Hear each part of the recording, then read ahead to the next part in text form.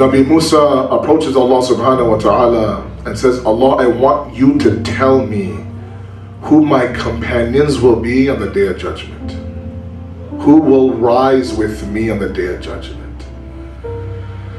He says, one of your companions will be a butcher. He says, a butcher?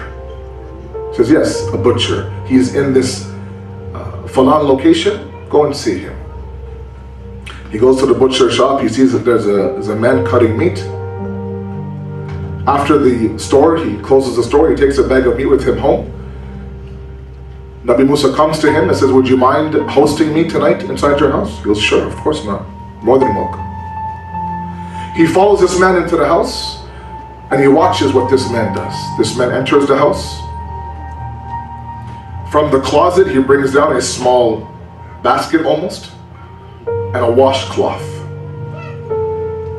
There's a very frail woman lying on the bed in front of him. He picks up this woman, he puts her in the basket. He begins to wash her body. He dries her, he puts her back on the bed, he puts the basket up on the shelf. He begins to cook a little bit of the meat.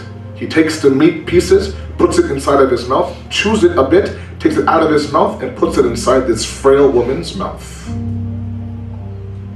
Piece by piece, bit by bit.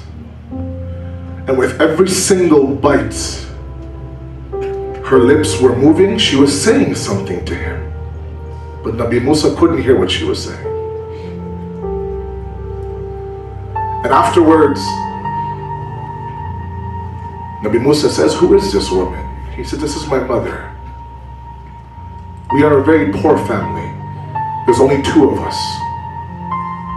I don't have enough money to hire someone to come and help with my mother. I do everything I can by myself.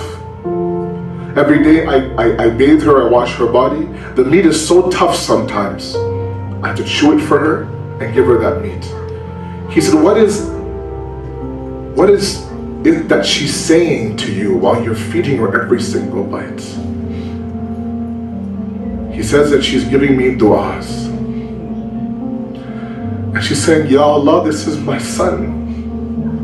Please raise him on the Day of Judgment beside Nabi Musa. And Nabi Musa says that tell your mother that Allah has heard her dua.